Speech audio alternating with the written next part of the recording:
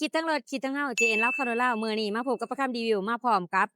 Fortuner All New คันนี้เนาะถ่ายปี 2018 น้ำใส 2019รถโจๆงามๆรถเดิมๆเนาะบ่ต่ำบ่ปีนเด้อคันนี้เด้อออปชันเต็มเนาะมีกล้องมีจอให้ครบเลยปุ่มสตาร์ตบ่ไฟฟ้าเนาะพวกออกพวกแอร์ยังมีให้ครบสุดเลยทั้งหน้าทั้งหลังเนาะมี7ที่นั่งเด้อคันนี้เด้อผู้ใดที่ตามหาอยากเอาไปใส่ขอบใส่ครัวเนาะเฝ้ามาจับมาจองเอาคันนี้เลยและโพรโมชันของเฮาของแจกของแถมก็ยังมีหลากหลายอย่างอีกเด้อเอาเดี๋ยวเฮาจะพาไปรับชมนำกันเลยไปดีทั้ง2เอง JN เล่าข่าวเล่ามื้อนี้มาพร้อมกับ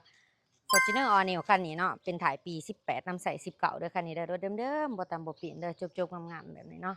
เดิมๆทุกอย่างเด้อแบรนด์สามารถปรับพับได้มี7ที่นั่งเนาะตัวนี้เนาะออปชันก็เต็มมีกล่องมีจอให้ครบปุ่มสตาร์ตบ่ไฟฟ้าครบเลยเนาะมี7ที่นั่งเหมาะสำหรับเอาไปใส่ขอบใส่ครัวเด้อคันนี้เด้อจบงามเลยเนาะสำหรับราคาคันนี้แม่น1,195,000เนาะคันนี้เนาะราคามาโอ้มาร่วมกันได้เด้อจ่ายสดจ่ายผ่อนได้ผ่อนเป็นเดือนผ่อนเป็นปีได้เนาะจบๆงามๆกะลิกระแจอย่างสกว่าเฮามีให้ครบเบิดทุกอย่าง ตาหูตามันแจ่งๆแจ่มๆแบบนี้เลยเด้อทุกคนเด้อมาเบิ่งได้โปรโมชันต้นปีนี้ของเฮายังมีอยู่เด้อของแจกของแถมหลายอย่างติดต่อมาได้ที่เบอร์9733โต679หรือ2ทางแฟนเพจของเฮาได้ทุกคนขึ้นมาเบิ่งทางในนํกันเลยจะมีปุ่มสมาร์ทคีย์นำพร้อมเนาะเฮาถือกระแจไว้อยู่เนาะและมันจะปลดล็อกให้แบบอัตโนมัติแบบนี้เลยใครเข้ามาเบิ่งทางในกว้างๆงามๆเนาะเป็นเบาะหนังเดิมมาจากโรงงานเลยเด้อสีอันนั้นเนาะสีแกนคามหรือว่าเอิ้นว่าสีตับหมูเนาะ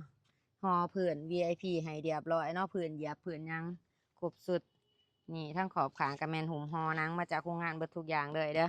แหวนยังสามารถปรับพับได้เนาะแล้วก็ใครเข้ามาเบิ่งเบื้องทางหลังนำกันบัดนี้นี่ทางกลางเบื้องคนนั่งเนาะของผู้โดยสารเฮากว้างๆเย็นทั่วถึงเนาะมี2แอร์ให้ครบสุดเลยทางหลังก็ได้รถนี้เอามาใหม่ๆเลยเนาะบ่ทันได้ทำความสะอาดหยังหลายยังเดิมๆทุกอย่างเลย ขย้อนบ่ทันทำความสะอาดก็ยังเก็บๆงามๆเนาะอันนี้แม่นห่อให้เบิดคันเลยเด้อพวกเพื่อน VIP ยังเดี๋ยวจะพาทุกคนไขเข้ามาเบิ่งข้างในนํกันเลยเนาะนี่เฮาบ่ต้องซูบกระแจบีบแต่ปุ่มสตาร์ทก็พอเนาะสะดวกสบายแฮงพวงมาลัยก็จะเป็นพวงมาลัยมัลติฟังก์ชันเลยเนาะแล้วก็มีหน้าปอกหน้าปัดให้แจ่งๆแจ่มๆงามๆแบบนี้เนาะกิโลแลนก็น้อยๆเด้อสำหรับส่ำนี้เนาะรถใช้งาน มีบอลบอกเวลาให้สะดวกสบายอีกเด้อบอลบีบปุ่มฉุกเฉินก็สะดวกสบาย2แอร์ของเฮาสะดวกสบายแฮงจะเป็นระบบออโต้เนาะนี่เนาะเดี๋ยวเฮาจะกดระบบออโต้จะขึ้นเป็นออโต้ขึ้นมาแบบนี้เลยมันจะปรับอุณหภูมิให้ตามอันนี้เลยเนาะคันว่าเฮามักว่าปรับเนาะเฮาก็ปรับมันขึ้นปรับมันลงเองได้อยู่บนนี้บิดเลยเนาะสะดวกสบายแฮงหน้าจอกับหน้าจอใหญ่ๆสามารถสัมผัสได้สัมผัสปุ่มของปุ่มขางได้สะดวกสบายเบิดทุกอย่างเด้อ คันนี้จะเป็นเกียร์ออโต้เนาะสะดวกสบายเลยอีโคโหมดพาวเวอร์โหมดมีให้ครบสุดเลยประหยัดน้ำมันเพิ่มความไวได้ดีอีกสะดวกสบายแฮงเนาะบอลนี่ก็สิมีบอลไว้เครื่องไว้ของเป็นช่องไว้เครื่องไว้ของหรือว่าว่างจอกว่างแจกให้สบายเนาะตะบะหลอกตะบะโลยังจุกๆงามๆทุกอย่างเด้อบอลนี่จะหุ้มห่อหนังให้คักแน่แล้วก็ยังมีลำโพงให้ทั้งสองข้างแบบนี้เด้อเสียงดังฟังทุ่มแน่นอนอยู่ประตูเบื้อง2ประตูเบื้อง4ประตูก็มีให้ครบเบิดเลยแวนเฮาก็ปรับพับได้เนาะ นี่สะดวกสบายแบบนี้เจ้าหน้าที่แขวกับปั๊บพับมันไว้เนาะเพื่อความปลอดภัยพวกไฟมันยังกะแจ้งแจมแบบนี้เลยเนาะมีบอลเก็บแว่นตาให้สะดวกสบายแฮงโอเคยังมีกล่องถอยขึ้นมาในหน้าจอให้น้ำพร้อมเนาะตอนนั้นเขาเกียร์ถอยแจ้งๆแจมๆแบบนี้เลยโดยเดิมเด้อบ่ต่ำบ่เปลี่ยนเนาะมิดออกมิดอักของเฮาทั้ง4เบื้องทั้งอันนี้เบื้องทั้งหลอกทั้งหลังยังอยู่ครบเบิดเด้อมาเบิ่งมาเช็คเลยเดี๋ยวจะพาทุกคนมาเบิ่งทางเบื้องหลังอีกเนาะ ฟูตาแจ่งๆแจ่มๆใสๆแบบนี้และจะมีกล่องถอยให้อยู่บอนนี้เนาะตอนนั้นเขาเกียร์ถอยวังกี้นี่เนาะมันจะขึ้นมาบอนนี้เด้อยางสกวากระดิกระแจหยังเขาก็มีให้ครบเบิดทุกอย่างเลยอยู่นี่เนาะนี่มีสัญลักษณ์ Fortuner อีกเนาะและเวลาเฮาสิไขฟ้าถ่ายขึ้นก็สะดวกสบายมันสิมีบอนกดบอนดุมนี่เนาะเฮาแค่กดบาทเดียวจังซี่ปาไว้เนาะทุนแห้งขนาดเลยประหยัดแห้งเหมาะสำหรับผู้หญิงผู้หญาเฮาใส่เนาะแล้วมันสิขึ้นมาสะดวกสบายแบบนี้เลย